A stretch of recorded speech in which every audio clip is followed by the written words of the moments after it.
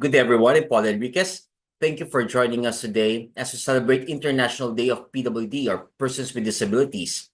This special webinar, Empowerment in Action Advancing Full Potential for Persons with Disabilities, is brought to you by Generali Philippines. This day is about recognizing the strength and potential of persons with disabilities and supporting their journey towards greater independence and meaningful participation in society.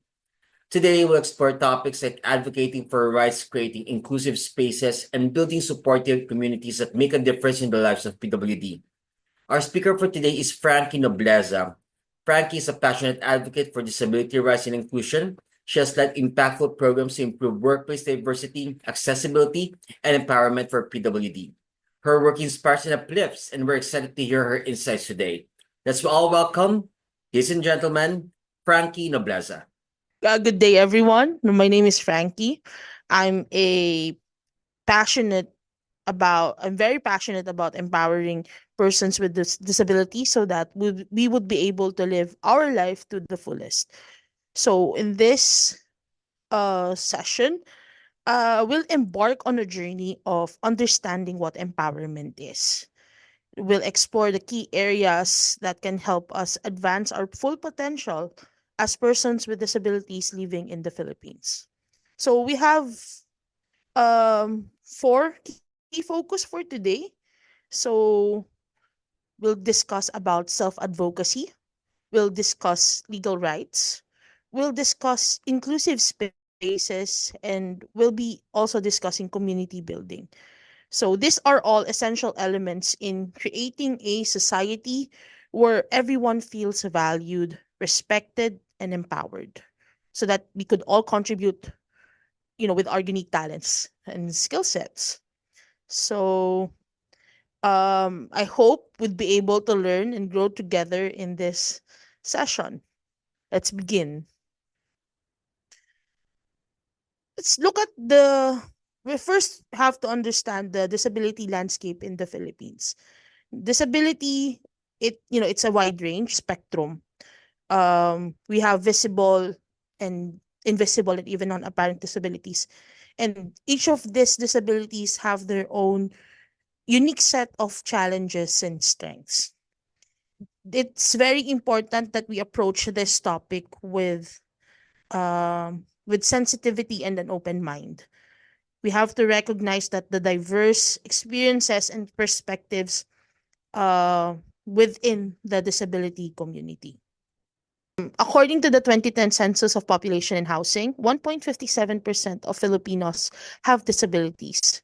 But this is an underestimate due to various factors such as stigma, lack of awareness. Of course, there's also the economic disparity. It's very expensive to get certain diagnosis.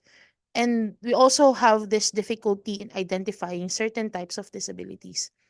In fact, in the World Health Organization or WHO study conducted in 2020, they found out that 15% of the total population has some sort of disability or another. This highlights the importance of ongoing efforts to accurately assess the prevalence of disability in the Philippines, and that we ensure that all individuals with disabilities in the Philippines are recognized and supported. So this infographic provides a breakdown of disability types in the Philippines as of October 30, 2024. This is based from the data from the Department of Health and is provided via NCDA, or the National Council of Disability Affairs. So as you can see, physical disabilities are the most prevalent. We have 721,000 rather, and it's followed by visual disabilities. It's very important to note that this data represents just the reported cases and not fully capture the prevalence of all disability types in the Philippines. This data helps us understand that there is a diverse need within the disability community, and this highlights the importance of providing targeted support and resources So, this eight different disability types, this is what is considered disability here in the Philippines.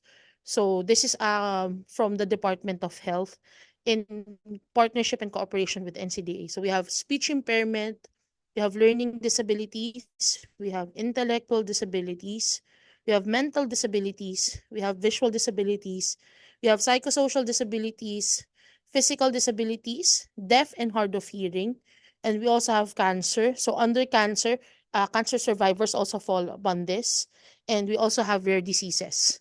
So this disability classification is only in the Philippines, no? Hindi to hindi to yung worldwide classification ng disability, but this is the one that we follow. So now that we've finished the statistics, let's focus on you. So you define you. You have to embrace the idea that you define you. Too often, persons with disabilities are defined by their disability. So, nakakalimutan yung other labels natin, yung other identities natin. For instance, I have ADHD, I have psychosocial disabilities, and yun na lang yung label na madalas natitira. Nakakalimutan nila na on top of being a disabled individual, I'm also a woman and I'm also part of the youth community. So, what do we need to do to get back our narrative? First, we need to challenge the stereotypes and recognize us as a whole person. Each individual, lahat tayo, we have the power to define ourselves. So once we start to challenge the stereotypes, we start to embrace our strengths. And once we start to celebrate, we get to embrace. We embrace who we are for what we are. And that's when advocacy starts. So it has to start from you. So knowing your rights. Understanding the legal rights is a crucial step towards self-advocacy and empowerment. It's about to know what you are entitled to and how do you assert certain entitlements. So the Philippines, we have made significant progress in having laws and policies to protect the rights of persons with disabilities. So part of these mandates or these laws aim to ensure equal opportunity, accessibility, and non-discrimination in education and workplace. We are protected by the Philippine laws. So ano yung mga Philippine laws na yon? So we have actually three. So first, we have Republic Act number 7277 or the Magna Carta for Disabled Persons. This is the landmark law that ensures the rights of PWDs or persons with disabilities to equal opportunity, accessibility, and non-discrimination. Tapos, they made an amendment. So, naging RA 9442 or yung the act of expanding the Magna Carta for Disabled Persons wherein mas naging defined yung accessibility requirements. Nagkaroon din ng mga stricter penalties for discrimination. And yung benefits ng persons with disabilities were also expanded. So for instance, if you're a person with disability and you have an ID, you are entitled to 20% off in local travel. So regardless of which public transportation that is, you're also entitled to 20% off in restaurants, and 12% VAT sa restaurants, and I think 5% for groceries subsidy. And then last but not the least, we have RA 10524 or the Act of Expanding Positions Reserved for Persons with Disabilities.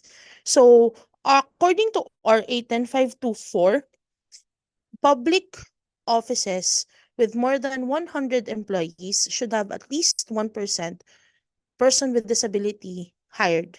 And then we also have Republic Act 10524, or the Act of Expanding Positions Reserved for Persons with Disabilities. So this states that for public offices with more than 100 employees, at least 1% should be reserved for persons with disabilities. For private sectors naman, this is highly encouraged, and some LGUs even offer tax breaks for companies that employ persons with disabilities. So now that you know your rights, you are now more equipped to know what accommodations can be done for you based on the rulings of the laws in the Philippines. So, if you ever need assistance in understanding your rights, navigating the legal landscape, or just to address discrimination, there are organizations ready to help. First, we have the National Council on Disability Affairs, or the NCDA. So the NCDA is the government agency responsible for promoting the rights and well-beings of persons with disabilities. They have information, resources, and support services ready at bay. Next, we have the Department of Social Welfare and Development, or DSWD. So DSWD offers social welfare programs and services, and they have programs specifically for persons with disabilities. Last but not the least, disability rights are human rights. So if your rights as a person were violated, then the Commission of Human Rights, they do investigations, and discriminations against persons with disabilities is part of their coverage. So they can provide legal assistance and advocacy support. Whenever you feel at loss, please do not hesitate to reach out to these organizations, as they can help. They are very valuable resources in your journey towards empowerment. Now let's dive deeper into the concept of self-advocacy. Self-advocacy is a powerful tool for personal or professional empowerment. Self-advocacy is the ability to articulate one's needs and make informed decisions about the support necessary to meet those needs. It's about effective communication. It's about making decisions to support what you require, and actively participating in shaping your life and the lives of the people you are advocating for. So it's about recognizing your strengths and understanding your rights confidently. So self-advocacy is a skill that can be developed and strengthened over time. In these photos are some of the things that I have undergone through during my process of self-advocacy. So first, you need to have self-awareness. Take the time to understand your strengths, your needs, and your limits. This self-knowledge is the foundation of effective communication. Next is knowledge is power. Learn about your rights and the laws that protect you. This knowledge will give you the confidence when you are advocating for yourself and others. Next is develop assertive communication skills. So when you are able to express your needs clearly and respectfully, this will help you get your message across effectively. Next, you have to build a support network. Connect with others who can offer self-encouragement, guidance, and support. This could be family members, friends, mentors, or even fellow persons with disabilities. Lastly, do not be afraid to ask. Seek support from friends, families, or professionals when needed. There is strength in recognizing when you need assistance. So self-advocacy can take many forms, and your and depending on the situation, your individual needs. Here are some key areas where self-advocacy is essential. Assertive communication. Learn to express your needs and your opinions clearly and confidently while respecting the perspectives of others. Next is disclosing your disability. Carefully consider when and how to disclose your disability in different settings. Focus on your strength and align with the situation. Last but not the least, in requesting accommodations. Do not hesitate to request for reasonable accommodations, whether it's in workplace or education or just any other setting in general. These accommodations can help you perform your best and achieve your goals. So, especially for when requesting communication, it's always a two-way street. Effective communication is always the key to self-advocacy. So it's always a shared responsibility. And you have to tell and assert the accommodations you are requesting for, so that the body would be able to grant your accommodation. Different people have different accommodations, which is why we know best how to accommodate us so that everyone would be comfortable. So, creating safe spaces. We shift now our focus from individuals to creating inclusive environment. So, inclusive spaces are essential for ensuring that everyone feels welcome, safe, and empowered to fully participate in society. So, this means removing physical and attitudinal barriers.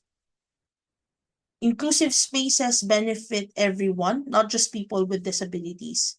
They create a more welcoming and equitable environment for all. So here are some examples of inclusive design and accommodations. So for the first photo, we have tactile floors. So these textured surfaces help people with visual impairments navigate their surroundings safely and independently. Then we have sign language interpreters. Interpreters are able to facilitate communication and ensure that people with hearing impairments can fully participate in meetings, events, and educational settings. And then we have ramps. Ramps provide wheelchair users and people with mobility challenges with access to buildings and public spaces. And last but not the least, we have soundproof office phone booths. So these booths offer a quiet space for individuals with sensory processing who may find open plan offices a little bit overwhelming.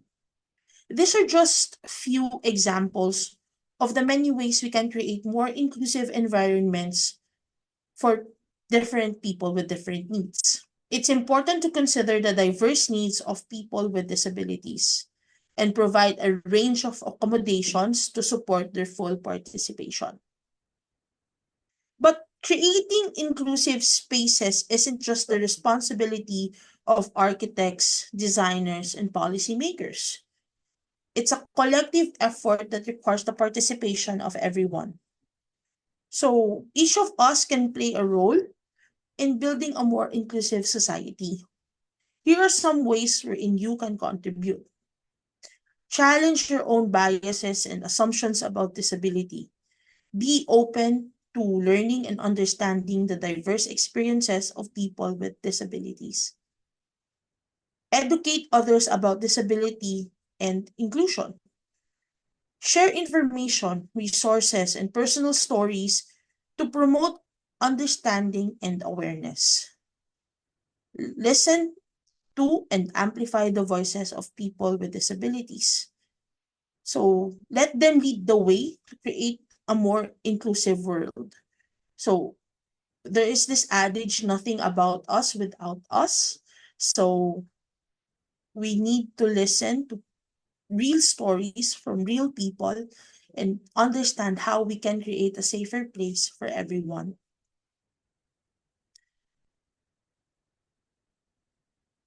So community building is essential for empowerment.